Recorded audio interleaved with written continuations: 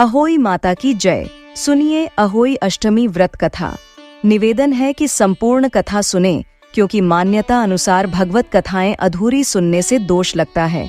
एक पौराणिक कथा के अनुसार एक साहूकार था जिसके 7 बेटे, बहुएं और एक बेटी थी।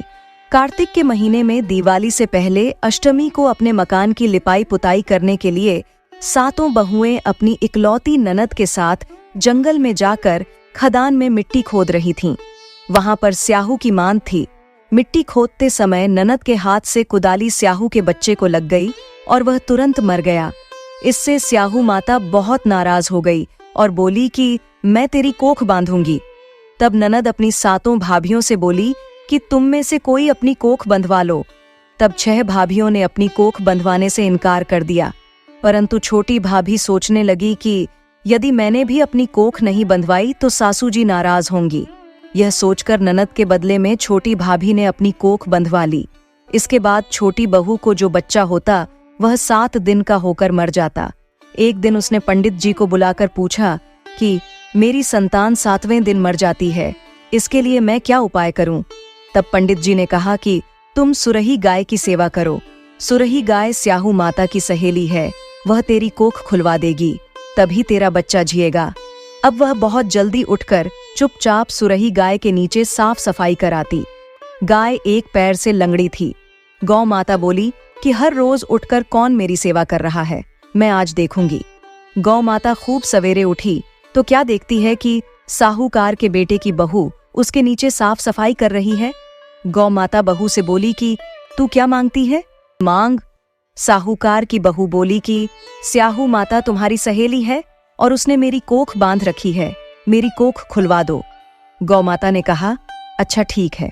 गौ माता साहूकार की बहू को अपनी सहेली के पास लेकर चली। रास्ते में कड़ी धूप थी तो यह दोनों एक पेड़ के नीचे बैठ गईं।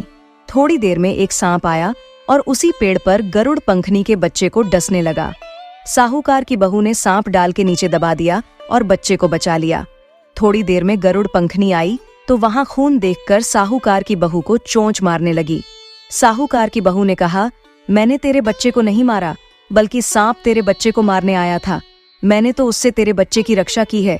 ये सुनकर गरुड़ पंखनी बोली कि मांग, तू क्या मांगती है? वह बोली 7 समुद्र पार स्याहू माता रहती है, हमें तुम उसके पास पहुंचा दो। गरुड़ पंखनी ने दोनों को अपनी पीठ पर बैठाकर स्याहू माता के पास पहुंचा दिया। स्याहू माता उनको देखकर बोली कि आ बहन, बहुत दिनों में आई है। बातें करते समय स्याहू माता ने बीच में कहा कि बहन, मेरे सिर में जुएं पड़ गई हैं। सुरही गाय के कहने पर साहूकार की बहू ने उसके सिर की सारी जुएं निकाल दी। इस पर स्याहू माता ने प्रसन्न होकर कहा तूने मेरे सिर में बहुत सलाई फेरी है, इसलिए तेरे 7 बेटे और 7 बहू होंगी।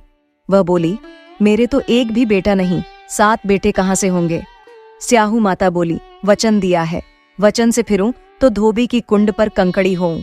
साहूकार की बहू बोली कि मेरी कोख तो तुम्हारे पास बंद पड़ी है।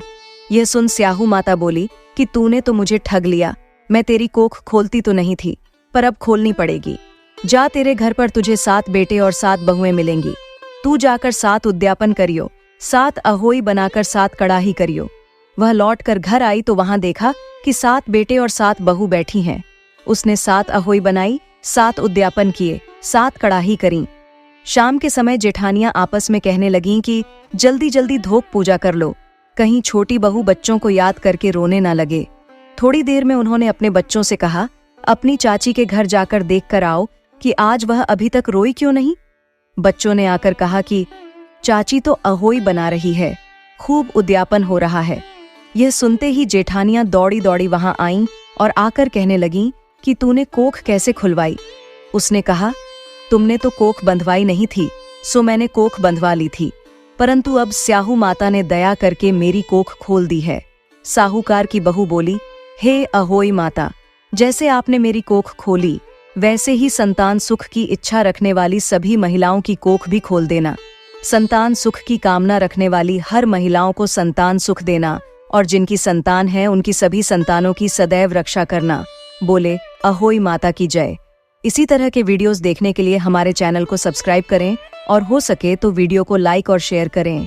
आपका इतना सा सपोर्ट हमें इसी तरह के और वीडियोस बनाने में मदद करता है।